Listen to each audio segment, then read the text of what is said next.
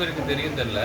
டாஸ்மாக் ஆரம்பிச்சதுக்கு நோக்கமே என்னன்னா, இந்த கள்ளச்சாராயத்தை ஒழிக்கணும். வேற பாதையில நம்ம மக்கள் போயிடக்கூடாது. இது வருவாய்க்கு அரசோட வருவாய் மட்டும் நோக்கம் இல்லை, வரைமுறைப்படுத்தணும் அப்படிங்கறதுக்காக உருவாக்கப்பட்ட ஒரு துறை தான் டாஸ்மாக். ஆனா இது 23 வருஷமா 2003 இருந்து 23 வருஷமா டாஸ்மாக்னாலே சம்பாதிக்கிறதுக்கும் இல்லீகல் பண்ணுறவங்களுக்கு மட்டும்தான் அந்த துறையை கையில் இருந்தனால தான் அந்த துறையிலே இவ்வளோ மோசமான லெவலில் இருந்துச்சு. நீங்கள் 10 ரூபா அந்த பாட்டிலுக்கு வாங்கினாலும் அந்த பாட்டிலேருந்து உங்களுக்கு என்ன 1 ரூபா வருமா 1.5 ரூபா வருமா? மீதி பணம்லாம் எங்கெங்கேயோ யார் யாருக்கோ போகும். இருக்கும் அந்த பழி வாங்குறது யாருன்னா நீங்கள் தான். நம்ம மொத்த குடும்பத்தையே இழுத்து திட்ட ஆரம்பிச்சுருவாங்க. ஸோ அதனால தான் முதல்ல இந்த 10 ரூபாயை ஒழிக்கணும். இந்த பாட்டிலுக்கு நான் அதை கூட நிறைய பேர் தப்பாக புரிஞ்சுட்டாங்க.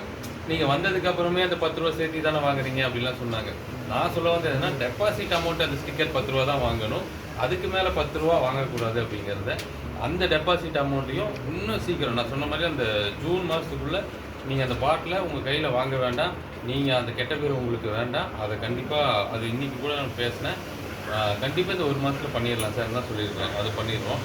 அதுக்கப்புறம் படிப்படியாக நம்மளுடைய ஊதியத்தை உயர்த்துறது, அப்புறம் நம்மளோட வந்து அந்த கரண்ட் பில்லுக்கு அது ஆல்ரெடி அந்த ப்ராசஸ் நடந்து முடிய போகுது. அப்புறம் நீங்கள் உட்காந்து ஸ்டிக்கர் ஒட்டாத மாதிரி இருக்கிறதுக்கு மேனுஃபேக்சரிங்லேயே ஸ்டிக்கர் ஒட்டி வர்றதுக்கான ஒரு முயற்சி. ஸோ இந்த மாதிரி எல்லா முயற்சியும் எடுத்துகிட்டு, ஏன்னா எனக்கு எந்த வேலையும் இல்லை, எந்த நோக்கமும் இல்லை.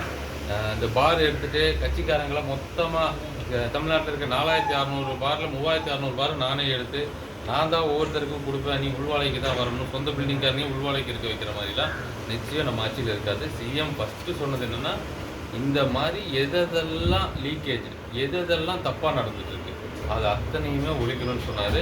ஸோ அதுபடி தான் இப்போ வரைக்கும் நடந்துட்டுருக்கேன். உண்மையில் நான் வந்து இன்றைக்கி 8 நாள் ஆச்சு. 8 நாளில் நான் நல்லா படிச்சிருந்தேன்னா ஐஏஎஸ் கூட ஆகிருக்கும் போல இருக்குது. 8 நாளாக அத்தனை விஷயத்தை படித்தேன்.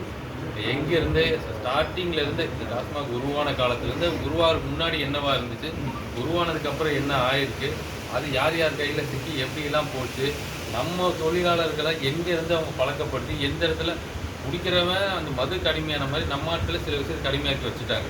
ஸோ இதை மீட்டெடுக்கிறது மது குடிக்கிறவங்க மட்டும் இல்லை, விற்கிறவங்களே சேர்த்து மீட்டெடுக்க வேண்டிய கட்டாயம் இந்த சூழலில் இருக்குது. அதெல்லாம் நிச்சயம் நடக்கும், நீங்கள் நம்புங்க.